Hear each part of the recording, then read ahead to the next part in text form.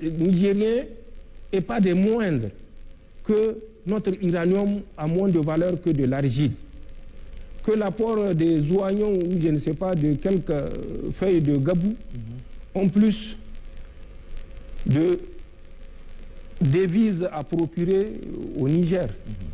Mais nous ne sommes pas naïfs. Nous savons que ça là c'est un narratif pour convaincre les Nigériens de l'inutilité de son uranium. Allez-y voir le fait d'avoir arrêté ce pillage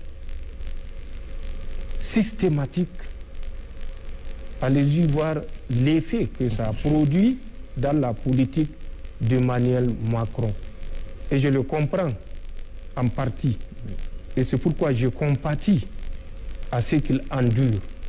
Mais il aurait été plus sage d'accepter que l'uranium, depuis le 26 juillet 2023, est la propriété du Niger. Et que l'uranium est définitivement la propriété des Nigériens. Un partenaire sérieux qui ne méconnaît pas, qui ne vient pas avec l'esprit de pillage qui les a toujours guidés, qui ne vient pas avec l'esprit hautain, condescendant, mesquin vers nous, négocier, que ce partenaire comprenne que nous sommes disposés tant que ce n'est pas ces qualificatifs, ces critères qui le guident. Donc, nous nous approprions nos ressources.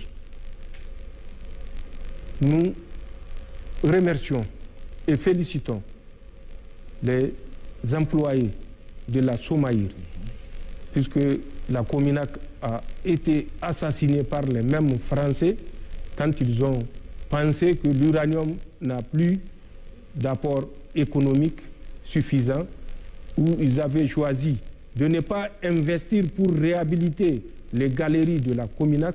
Ils l'ont purement et simplement abandonné, malgré le fait que les actionnaires qui sont d'autres nationalités aient versé l'intégralité des fonds destinés à la réhabilitation du site.